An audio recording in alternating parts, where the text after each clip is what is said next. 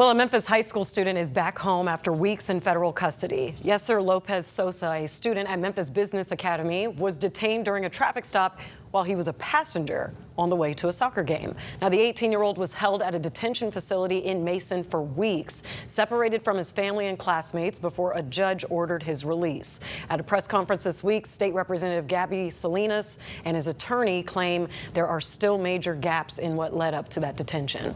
We're also going to discuss Memphis Police Chief CJ Davis giving a crime update during the Memphis City Council's Public Safety and Homeland Security Committee meeting this week, but questions on body-worn camera policies were left unanswered. While the No Kings protest incident in March did not appear to be listed on the agenda, council members raised concerns about transparency and the lack of information shared with the public. Councilwoman Jerry Green voiced frustration, claiming her request to include a discussion of the No Kings protest on the agenda was removed without her consent.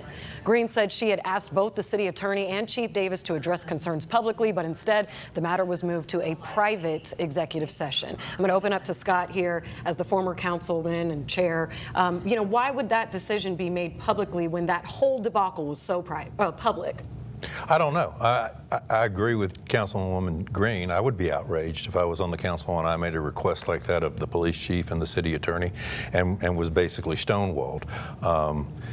I think there should be transparency in this. It needs to come out what the situation was, and I just don't think it's right.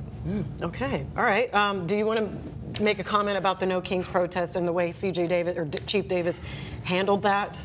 Sure. I think Chief Davis is doing the proper thing. It may be misdirected to be upset about it because I believe CJ doesn't control the agenda and what is going to be discussed. She is there at the will of the mayor and the council, but if it's not on the agenda and she didn't have anything to do with taking it off the agenda, I think it's a private matter. Can it be removed without her permission? Is that how that works? Not necessarily. CJ didn't have anything to do with it. Right. But I mean, Jerry, Councilman Green. The chairman of the council makes that call. Right, the chairman did that. Okay.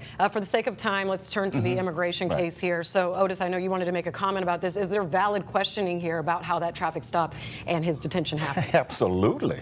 And thank goodness that we have a federal judge like Sherry Lipman who stepped in and said this was a total violation of this young man's constitutional rights to due process.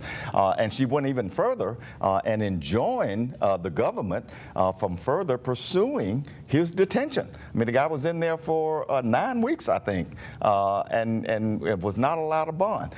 The whole thing here goes back to the heavy-handedness that's been going on here with the ICE agents.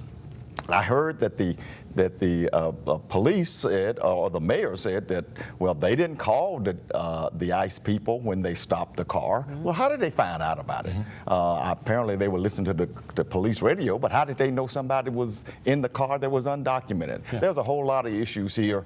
I'm glad that Sherry Lipman stepped in. Okay, last point here, gentlemen. Passenger. Why do you take a passenger in a car? Because there's no reason to stop a car because a passenger's not driving it. Either you stop the car because it has a broken tail light, somebody was speeding, or somebody was driving erratically, but the passenger, something doesn't smell right. All right, we're going to continue to follow that and see what comes out of it. When we come back, a Supreme Court ruling that's having implications in Tennessee. We will get into it. Stay with us.